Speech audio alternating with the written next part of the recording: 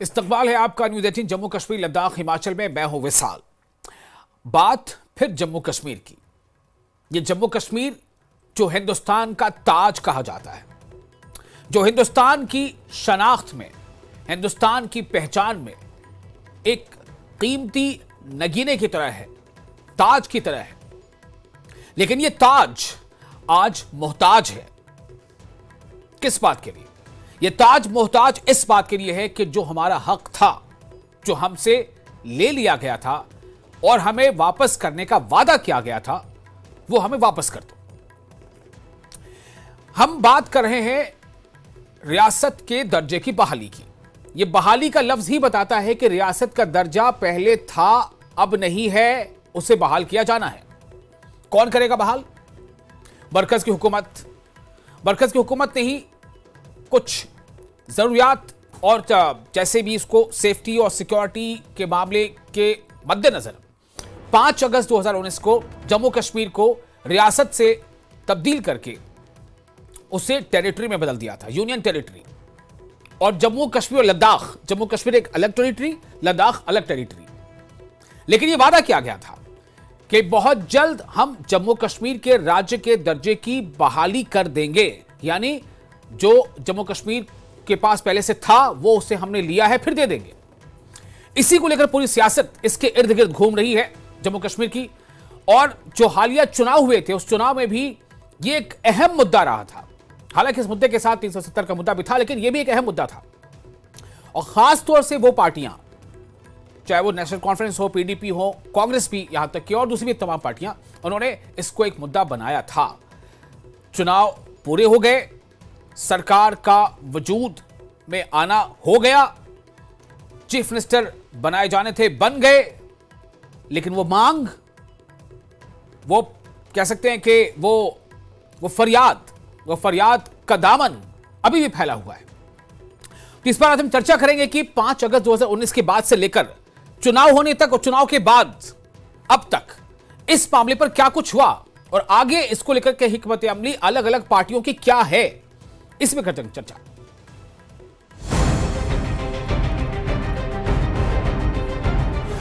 जम्मू कश्मीर के साथ जो स्टेटहुड का वादा किया गया है, उस वादे पे वो हमारी मदद करें। लेकिन मैं चीफ मिनिस्टर साहब को याद दिलाना चाहता हूँ, उनसे पूछना भी चाहता हूँ कि आपने जब पिछला इलेक्शन लड़ा था, आपने 370 स्पेशल स्टेटस की बहाली के लिए लड़ा। जम्मू को स्टेटहुड अवश्य देंगे, हम अच्छी परिस्थितियां लाने का प्रयत्न करें।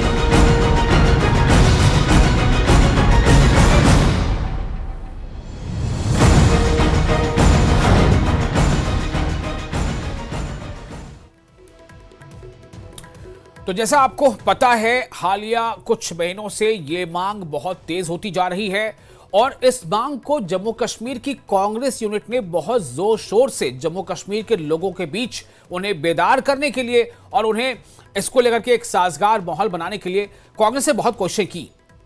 वो हल्का लेवल तक उन्होंने जुलूस निकाले, पदयात्राएं की, एहतजाज किया। उसके बाद फिर जम्मू में और श्रीनगर में प्रोटेस्ट किया, फिर दिल्ली चलो का नारा दिया, दिल्ली भी गए। किस तरह से गए, क्या कुछ हुआ, एक अलग बात है। उसके बाद पीडीपी इस मुद्दे को उठाती ही रही है, बीजेपी ये कहती ही रही है कि भाई देने वाले तो हम ही हैं। यानी कि बीजेपी का कहना है कि जो हमारा शीर्ष नेतृत्व है वो जब चाहेगी वो दे देगी, अभी समय मुनासिब नहीं आया। लेकिन मतलब ये कि बीजेपी इसे लेकर के ये तो चाहती है कि जब राज्य का दर्जा उसे मिल जाए तो भाई हम भी कह सके कि हाँ हमारी इसमें कोशिश रही है। लेकिन उस तरह से उस राज्य के दर्जे की मांग को लेकर बीजेपी उतनी मुखर नहीं है जिस तरह से नेशनल कॉन्फ्रेंस है, पीडीपी है। एनसी को शायद यह लगा कि कांग्रेस जिस तरह से इस मुद्दे को लेकर आगे बढ़ रही है, कहीं इस मामले में एनसी पिछड़ ना जाए, तो एनसी ने भी इसको लेकर के आवाज बुलंद कर दी। और अब सीएम उमर की जो पहल है वो ये है कि तमाम राजनीतिक दलों को, यानी ज्यादातर ऐसे राजनीतिक दल, सियासी जमातें जिनकी अच्छी खासी पहुंच है संसद के अंदर, जिनकी मौजूदगी है, उनको सीएम उमर ने लेटर लिखा है, उनके चीफ विप्स को लेटर लिखा है और ये अपील की है कि मरकजी हुकूमत पर इसी सेशन में एक दबाव बनाया जाए ताकि जम्मू कश्मीर का राज्य का दर्जा जो ले लिया गया था वो वापस दे दिया जाए, जैसा कि वादा है। इस पर आज चर्चा करेंगे। हमारे साथ कुछ खास मेहमान है। जावेद हसन बेग है, नेशनल कॉन्फ्रेंस के एमएलए, आपका इस्तकबाल है। अजय भारती हैं, ex MLC BJP spokesperson, आपका भी इस्तकबाल है। Bashad Bukhari, senior leader PDP के और एक्स मिनिस्टर भी हैं, और साथ ही Ravinder Sharma, senior vice president Jammu Kashmir Congress. आप तमाम लोगों का बहुत बहुत इस्तकबाल है। सबसे पहले जावेद हसन बेग साहब, आपके पास आना चाहूंगा। ये बात कही जा रही है कि पहले तो आप हमें ये बताएं कि ये जो लेटर लिखने के, खत किताबत करने की ये जो बात सामने आई वो क्या है? ये खत आपने किसको लिखा है, क्यों लिखा है?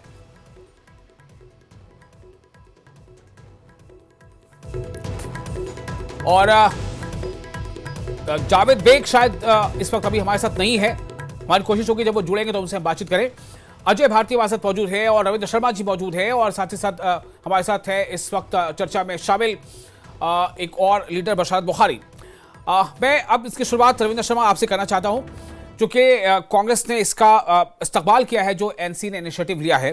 तो मैं आपसे जानना चाहता हूं कि एनसी का ये इनिशिएटिव दरअसल क्या है और लेटर लिखे जाने से कितनी उम्मीदें हैं कि जो मांग कांग्रेस उठाती रही है और एनसी भी वो मांग उठा रही है तो वो पूरी हो जाएगी? देखिए, बात यह है कि मीडिया के माध्यम से पता लगा है कि कुछ पॉलिटिकल पार्टीज को उन्होंने चिट्ठी लिखी है और इसलिए हमने उसका इस्तेमाल किया। कोई भी और करे, कोई भी पहल करे, जो जदोजहद हम लड़ रहे हैं, हमारी रियासत, हमारा हक, हम खैरात नहीं मांग रहे, ये अधिकार है, हमारी पहचान, हमारी शनाख्त, हमारा राइट्स और ये बुनियादी बेसिक जो है वो राइट है जो वादा किया गया।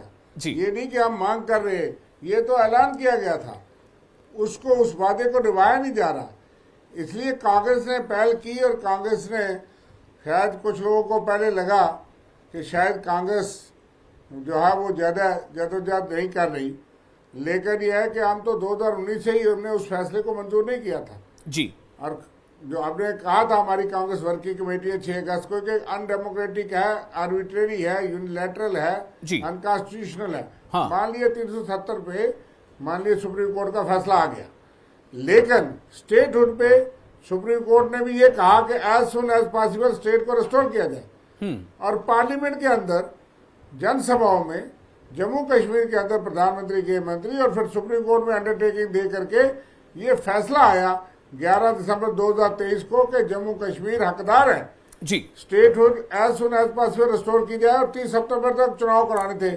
हम तो सोचते थे उससे पहले, क्योंकि सुप्रीम कोर्ट का आर्डर है, पहले रिस्टोर हो जाएगी, लेकिन इन्होंने शर्त रख ली कि चुनाव होगा उसके बाद। चलिए, मान लिया, हमने चुनाव लड़ा, सरकार बनी, आपको मैंडेट नहीं मिला और सरकार बनने तक उन्होंने वो वादा और वो डायरेक्शन इम्प्लीमेंट नहीं की। इसलिए हमने उसके साथ आस्ता आस्ता, हमने कैबिनेट में शामिल नहीं हुए, हमने एजिटेशन शुरू की।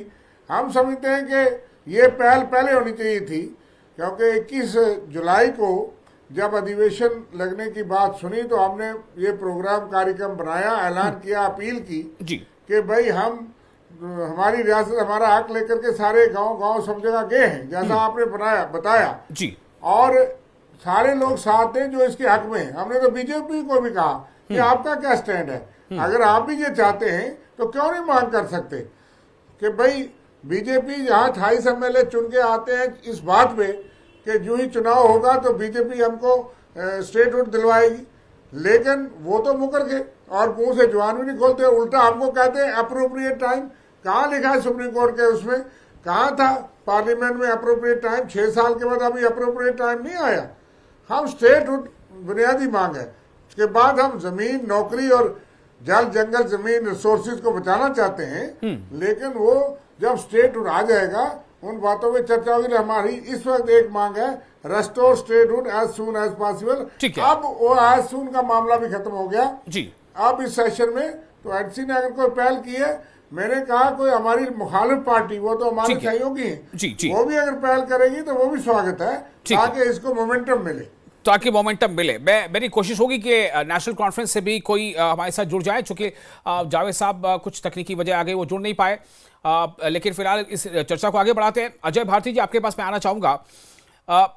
ये अभी रविंदर जी ये कह गए कि बीजेपी से भी हमने कहा था कि वो भी हमारे साथ आए और इस आवाज को बुलंद करें, तो क्या हुआ?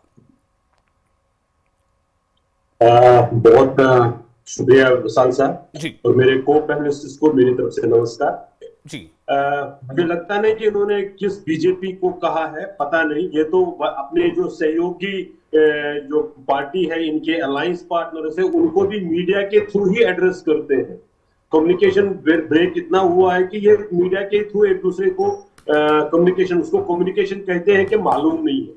लेकिन जहां तक एक जम्मू कश्मीर का स्टेटहुड का सवाल है, ये अननेसेसरली इसको तूल दिया जा रहा है। ये लोगों में इशू नहीं है, ये पार्टीज में इशू है, क्योंकि लोग जानते हैं भारतीय जनता पार्टी के शीर्ष नेतृत्व ने प्रॉमिस किया है और वो अप्रोप्रिएट टाइम पर हो ही जाएगा, उसमें कोई ऐसा दिक्कत नहीं। उससे पहले जो कदम जिस पर फोकस करना चाहिए, जो गवर्नेंस पर फोकस होना चाहिए, वो उसकी तरफ तो ध्यान है नहीं। अलायंस पार्टनर होने के नाते कांग्रेस के भी जिम्मेवारी बनती है कि जो प्रॉमिसेस उन्होंने चुनाव के दौरान किया था, उन चुनाव के प्रॉमिसेस को, उन वादों को पूरा करें। उस तरफ तो इनका अटेंशन जाता नहीं है। और बाकी जो बातें हैं उसकी तरफ, ताकि लोगों को तवज्जो गवर्नेंस से हटे। इशू सिंपल है, गवर्नेंस से ध्यान हटाना चाहते हैं और आपस में कंपटीशन है। जैसे आपने भी ध्यान में दिलाया ये कि नेशनल कॉन्फ्रेंस को लग रहा है कि कांग्रेस शायद आगे निकल गई, फिर वो लोगों को जस्टिफाई कैसे करेंगे, इसलिए वो आप चिट्ठी लिख रहे हैं। भाई उनके मेंबर पार्लियामेंट है दो, वो क्या कर रहे हैं पार्लियामेंट में? उन्होंने कोई ऐसा उस पर मूवमेंट किया क्या? तो ये सिर्फ लोगों को उनका अटेंशन डाइवर्ट करने के लिए, उनका ध्यान इधर उधर भटकाने के लिए ये सारे कर रहे हैं। गवर्नर इशू पर जो फेलियर्स है और स्मार्ट फेलियर्स है, उन्होंने उनकी तरफ से ध्यान हटाना, पोल प्रॉमिसेस को वो डिलीवर कर नहीं पा रहे हैं, इसलिए वो कर। भाई जब स्टेट था तब भी आपने कौन सा कमाल कर दिया? तब क्या किया आपने? लोगों के राइट्स को डिनाई कर दिया। क्या आप इसीलिए स्टेट होनी चाहिए? आज ही अगर आप देखोगे सीआई के एक ये आया है कि भाई कैसे ओवरग्राउंड वर्कर्स फंडिंग का किस तरह से ये कर रहे हैं, क्या वो समाप्त हुआ? क्या आप खुद ही कहते हैं कि भाई टेररिज्म खत्म नहीं हुआ? तो इन पार्टीज को मुझे लगता है कि गवर्नेंस पर ध्यान देना चाहिए। स्टेटहुड तो होना ही है। फिर सुप्रीम कोर्ट में 8 को तारीख है, इतनी जल्दबाजी क्या है? समझ नहीं आ रही है, क्योंकि अगर आप सुप्रीम कोर्ट पर ही विश्वास कर रहे हैं। लेकिन अजय भारती जी, मेरा एक सवाल आपसे ये होगा कि अगर बीजेपी भी ये चाहती है, अगर बीजेपी की जम्मू कश्मीर की यूनिट भी ये चाहती है कि बीजेपी यानी कि जम्मू कश्मीर का जो राज का दर्जा उसे वापस मिल जाए, तो क्या आपको लग रहा है कि 6 साल का वक्फा थोड़ा कम है या ज्यादा है? क्या है? टाइम का रिलेशन नहीं है इसमें, सिचुएशंस पर का मैंने जैसे बताया, आज ही सीआईए का सीआईके काउंटर इंटेलिजेंस कश्मीर की तरफ से जो एक छापेमारी हुई है और उसमें से इश्यूज निकले हैं। इशू क्या है कि जिस पर्पस के लिए आपने इसको रीऑर्गेनाइज करके एक बनाया, यूनियन टेरिटरी बनाया, क्या वो पर्पस शुरू हुआ? क्या ये उससे रिलेटेड है? और मुझे लगता है कि उसके लिए प्राइम मिनिस्टर साहब, होम मिनिस्टर साहब, सेंट्रल गवर्नमेंट है ज्यादा अप्रोप्रिएट, इस वजह से कि उनके पास जानकारियां हैं, मेरे पास वो जानकारी। रविंदर शर्मा जी जो है वो ये कह रहे हैं कि उसमें बात है एज सुन एज पॉसिबल की, आप कह रहे हैं अप्रोप्रिएट टाइम की। ठीक है, उसको देखा जाएगा आगे। फिलहाल अभी मैं देखता हूं कि इनका रुख क्या है। हमारे साथ पीडीपी के सीनियर लीडर मौजूद है, एक्स मिनिस्टर भी हैं, बरशात बुखारी साहब। बरशात साहब, जिस तरह से हालिया बयान आया है फारूक अब्दुल्ला साहब का, वो सीधे तौर पर यह कह रहे हैं कि दरअसल पीडीपी ही जिम्मेदार इन तमाम हालात के लिए। यानी क्या आपको लग रहा है कि कहीं ना कहीं अब वो वक्त आ गया है कि जब राज्य दर्जा की बहाली जो है, जो मांग है, वो शायद ऐन मुमकिन है कि वो उसका वक्त आ गया है, वो दर्जा बहाल कर दिया जाए? तो क्या अब इस बात की होड़ मच रही है कि कौन इसका क्रेडिट पहले ले जाएगा या किसे इसका क्रेडिट मिलना चाहिए, और शायद इसलिए एक पार्टी दूसरे को डिस्क्रेडिट कर रही है और ये बताने की कोशिश कर रही है कि हम आगे सबसे ज्यादा इसमें?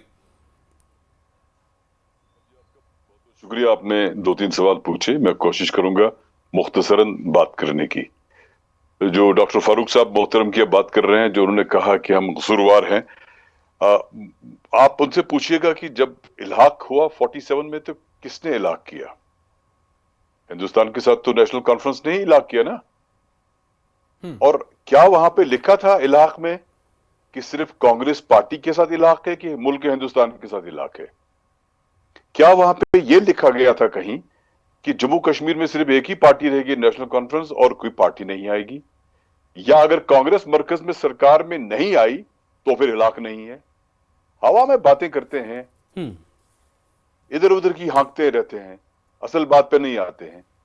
आज जो वो कह रहे हैं, इन्होंने कहा कि उमर साहब ने चिट्ठी लिखी 40 पार्टीज को। आप मुझे बताइए, आप तो सहाफी हैं, इन 40 पार्टियों में से कितनी पार्टीज थी जिन्होंने 5 अगस्त को हमारे हक में वोट दिया? हमारे हक में, यानी इस रीऑर्गेनाइजेशन एक्ट के खिलाफ वोट दिया? कितनी पार्टीज हैं? एक पार्टी ये भी है हमारी अपनी, क्या बोलते हैं उसको, आम आदमी पार्टी।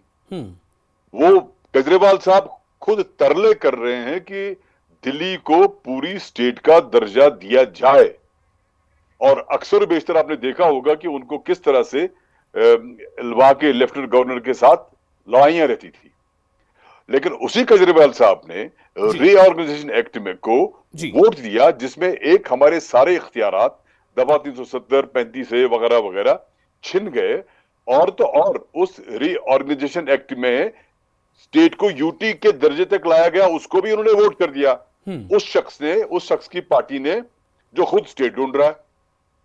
कितने, अब उमर साहब को देखना चाहिए था ना कि इन पार्टीज में से कितनी पार्टीज ने उस वक्त हमारे हक में बात की। नंबर एक। नंबर दो, कांग्रेस और एनसी दोनों को, विद ऑल रिगार्ड्स, आपने इसको स्टेटहुड तक ले आया। हम कहते हैं कि जितना हमसे छिन गया, हमसे लिया गया, उस पर तो बात करो, हमारा हक बनता है। क्योंकि जब हमने इलाक कर दिया, वो बाज़ाब्ता दो पार्टीज के दरमियान इलाक था, हमने कभी उसको नकारा नहीं।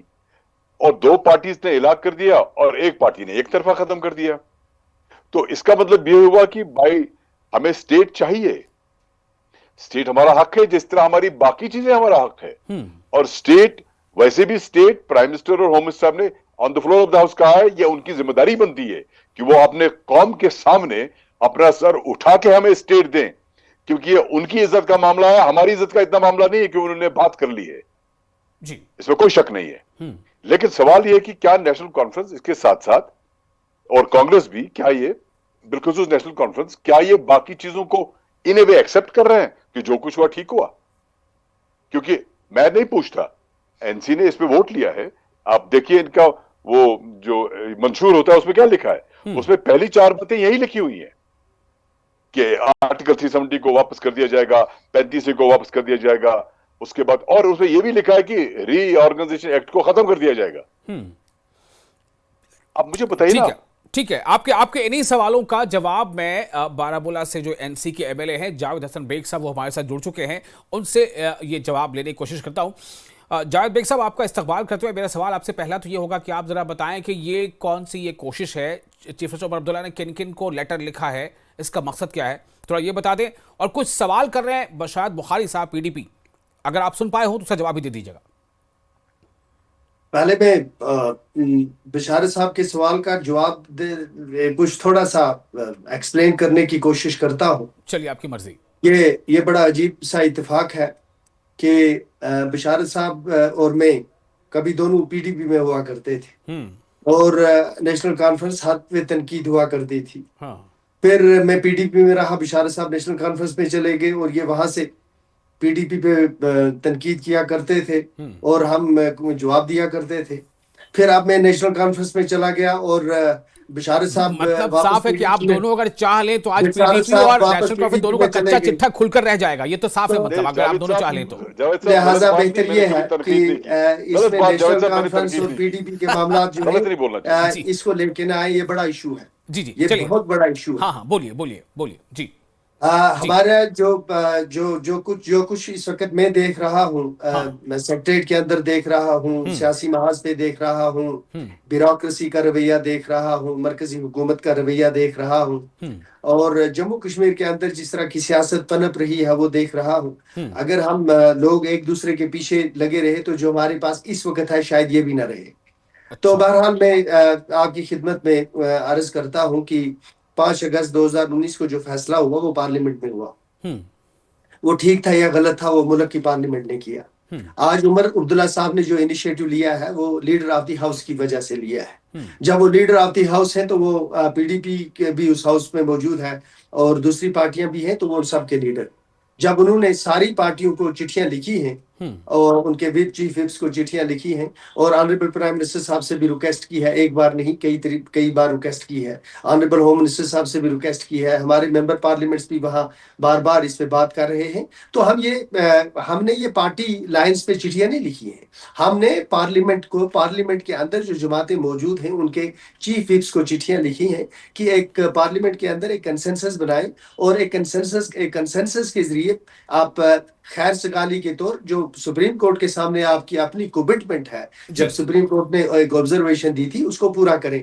तो पहले मरहले में ये सबसे बड़ी अहम और जरूरी बात यह है कि पार्लियामेंट एक यूनिट के तौर काम करती है। पार्लियामेंट के अंदर जितने भी मेंबर्स हैं, चाहे वो भारतीय जनता पार्टी के हो चाहे दूसरी जमातों के हो, वो जो ही पार्लियामेंट के अंदर होते हैं तो वो सब पार्लियामेंट को रिप्रेजेंट करते हैं। तो हम सारी पार्लियामेंट से रिक्वेस्ट करते हैं, जिसमें हुक्मरान भी हैं और जिसमें ओपोजिशन वाले भी हैं, जिसमें वहां लीडर ऑफ द हाउस भी है और लीडर ऑफ द ओपोजिशन भी है। तो हमारी सबसे एक छोटा सवाल, क्या ये लेटर बीजेपी को भी लिखा गया है?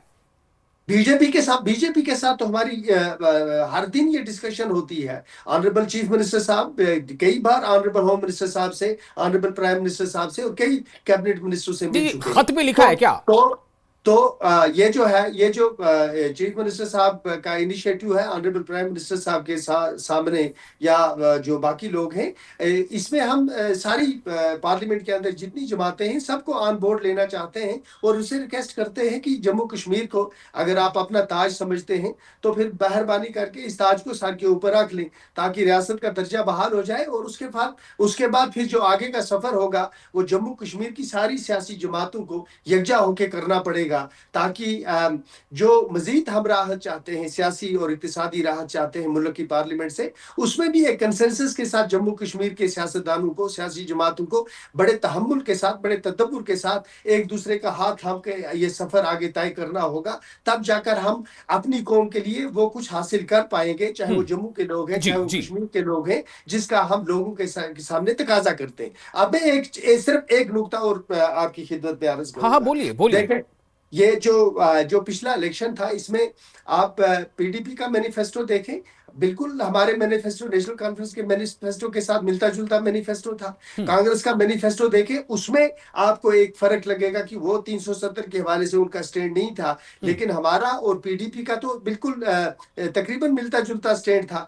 तो ये जो लोगों ने हम पर एतबार किया है, सियासी जमात की हैसियत से एतबार किया है, तो इसका मतलब ये है कि जब हम आगे बढ़ेंगे तो हम जम्मू कश्मीर की नुमाइंदा के तौर आगे बढ़ रहे हैं, एक जमात के तौर। अगर हम कुछ हासिल करेंगे तो वो सारे जम्मू कश्मीर के लिए होगा। खुदा ना करे जो लोग इसमें खुश हो रहे हैं कि हमारा स्टेटहुड बहाल नहीं हो रहा, कई और दूसरे मामलात हैं जिसमें आगे का सफर जो है वो एक दुश्वार गलियों से हम गुजर रहे हैं, जो लोग इसमें खुश हो रहे हैं ये सियासतदान नहीं है। लेकिन ये कौन लोग हो सकते हैं? ये तो बड़ी अजीब सी बात आप कर रहे हैं।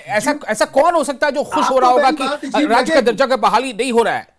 तो ये आपको मैं बताता हूं कि जब आप ये प्रोग्राम खत्म करेंगे तो आप खुद सोच लेना कि बजाय इसके कि इस वक्त हम सबका एक यूनाइटेड अप्रोच, आपका इशारा हमारे पैनलिस्ट में से किसी पर तो नहीं है। मेरा सवाल सीधा है, हम क्या बशारा साहब खुश होंगे कि राज्य का दर्जा नहीं मिल रहा है? क्या रविंदर जी खुश होंगे या क्या अजय भारती जी खुश होंगे?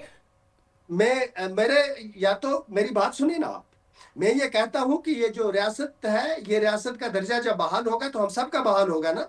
तो इस वक्त जो भी कोशिश की जाएगी लीडर ऑफ द हाउस की तरफ से, हम सबको उनका साथ देना चाहिए कि इस वक्त उनकी टांगे खींचनी चाहिए। तो ये जो टांगे खींचने वाले लोग हैं, ये इस हुकूमत को नाकाम देखना इसलिए चाहते हैं कि इनका इख्तिदार खो गया है, ये अपने इख्तिदार को ढूंढ रहे हैं। हाँ। इनके लिए ना रियासत माने रखती है ना गवर्नेंस माने रखती है। तो ये जो इनकी जो नीयत है, इसी नीयत की वजह से इस वक्त ये लोग आपको असेंबली के अंदर दिखाई नहीं देते। They have not lost. ये इन्होंने इलेक्शन इसलिए नहीं हारा कि लोग इनको नापसंद करते थे, इनकी नीयत दुरुस्त नहीं थी। इसलिए मेरी गुजारिश इन लोगों से है जो इस वक्त उमर अब्दुल्ला, भाई देखिए, मुझे लगता है रविंदर जी, आप या बशारत साहब, आप या अजय भारती जी, आप में से किसी को लग रहा है कि ये इशारा, ये हमला आपकी तरफ है, तो प्लीज आप अपना हाथ उठा दें, मैं आपके पास आऊंगा जवाब लेने के लिए। सबकी विन विन सिचुएशन होगी। चलिए, ये मुझे लगता है कि ये तीर निशाने पर लगा है। बशार साहब, क्या आपको लग रहा है कि ये निशाना, ये हमले नेशनल कॉन्फ्रेंस की तरफ से, जावेद बिग हसन साहब की तरफ से आपके ऊपर है, पीडीपी पर है? नहीं, मैं बताऊंगा आपको एक बात। पहले जो जावेद साहब ने फरमाया कि ये जो मैंने बात कर ली है, मैंने डॉक्टर फारूक साहब के बयान के एतबार से बात की। जब आपने पूछा कि उन्होंने पीडीपी पर इल्जाम दे दिया, जब उन्होंने पीडीपी पर इल्जाम दे दिया तो उस वक्त मेरे मोहतरम जावेद साहब एमएलए थे पीडीपी में, और इन्होंने उस वक्त मुझे याद है बहुत शानदार तकरीर की थी एनसी के खिलाफ ऐवान में। तो इन्हें अच्छा, अगर NC के उन्होंने खिलाफ हमको तकरीर कहा थी जी। हाँ, जबरदस्त तकरीर की थी, अभी मौजूद है, रिकॉर्डिंग आप दे सकते हैं। जी, जी, नंबर जी, एक। जी। नंबर दो, हम रियासत के दर्जे के खिलाफ नहीं है, हाँ। Don't twist it.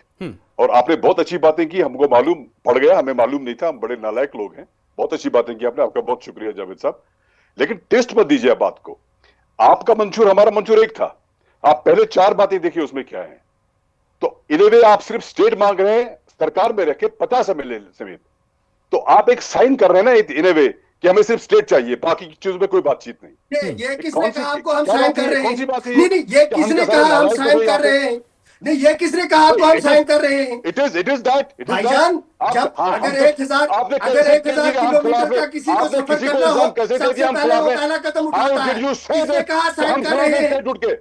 किसने कहा साइन कर रहे हैं? ये किसने कहा साइन कर रहे हैं? कब कहा साइन कर रहे हैं? करनी चाहिए, कब कहा साइन कर रहे हैं? खिलाफ है, कब कहा साइन कर रहे हैं? बकवास कर रहे हैं, अगर आप उस वक्त करने की अगर आप तहजीब में उस वक्त- तमीज है। आप हुकूमत का हिस्सा थे बीजेपी के साथ, आप मिनिस्टर थे बीजेपी के साथ, उस वक्त परमानेंट करवा लेना था। जब आप बीजेपी के साथ हुकूमत में थे, जब आप बीजेपी के साथ हुकूमत में थे, उस वक्त परमानेंट करवाना था। मैं बहुत ही माजरत के साथ बहुत फादर साहब आपसे गुजारिश करूंगा कि देखिए कुछ तकनीकी दिक्कत हो जाती है जब दोनों एक साथ कहते हैं तो किसी एक की आवाज दब जाती है। जावेद साहब जी, आप बोले एक एक करके बोल दें, पहले आप बोल दें बशर साहब जो बोल रहे हैं, फिर जावेद साहब से जवाब ले लूंगा। प्लीज फिर हमें बोलते हैं कि पार्लियामेंट क्या होता है, ज्वाइंट होता है, सारी जमातें होती है, सर हमें पता ही नहीं कुछ, हम पहली बार पैदा हुए हैं। कमाल है यार, आपने आज तक आर्टिकल 370 के बारे में बात कब की, कब बात की आप लोगों ने? ठीक है, एक मिनट, हमने इस मैंडेट एक्सेप्ट कर लिया। ये कैबिनेट का हिस्सा थे, इनको कहे कांग्रेस ने नहीं लिखा, ये दफा 370 पे बात करते ही नहीं है, इनका सिर्फ स्टेटहुड है, बीजेपी से। इसमें किसी को शक नहीं है। लेकिन आप समझाइए मत हमें, कानून समझाएंगे, आप पार्लियामेंट समझाएंगे, असेंबली समझाएंगे, हमें कुछ मालूम नहीं जी, हम कल के छोड़े हैं, हमें नहीं मालूम। आइंदा इस तरह बात मत किया करें आप, ध्यान रखिए, इस तरह बात मत किया करें आप। आप भी डिक्टेट करने के लिए नहीं आए हैं, आप भी डिक्टेट नहीं कर सकते हैं। चलिए देखिए आप भी डिक्टेट नहीं कर सकते। यही मुझे अंदेशा इस बात का था कि दोनों आप ऐसे सीनियर लीडर्स हैं और दोनों ऐसे लीडर हैं जो दूसरे की पार्टियों में रह चुके हैं। बहरहाल यहाँ पर मुद्दा आज ये है कि स्टेटहुड के मुद्दे पर हर पार्टी अपनी किस्मतें अभी तय कर रही है। रविंद्र शर्मा जी, आप कुछ कहना चाह रहे हैं, आप कुछ कहिए जरा, ये हम लोग मुद्दे से कहीं भटक ना जाए। हम आज पीडीपी वर्सेस एनसी करने नहीं बैठे, हम आज इसलिए बैठे हैं कि इस मुद्दे पर किसकी हिकमत अमली क्या है। रविंद्र जी बोलिए। असेंबली के अंदर रविंद्र जी, इनका वजूद खो गया है। साहब आपने दो दोस्तों को लड़ा दिया, मैंने देखा जी, और उन्होंने खुद ही बता दिया कितनी पक्की दोस्ती है बुखारी साहब की और आपने बीजेपी के साथ अलायंस किया। नहीं, ये दोस्ती अगर जम्मू कश्मीर के आवाम के काम आ जाए तो बल्ले बल्ले। ये देखिए आवाम के काम उमर में ये साहब तो ने वादा चिट्ठी सब लिखा, लेकिन बात यह है बजाय कि इसके कि इस पार्लियामेंट वक्त चुनाव के बाद बिशारत असेंबली साहब चुनाव हुआ, इनकी जमात सेट के अंदर में ना हम हैं ना ये हैं, देने वाले नहीं है, ये भाजपा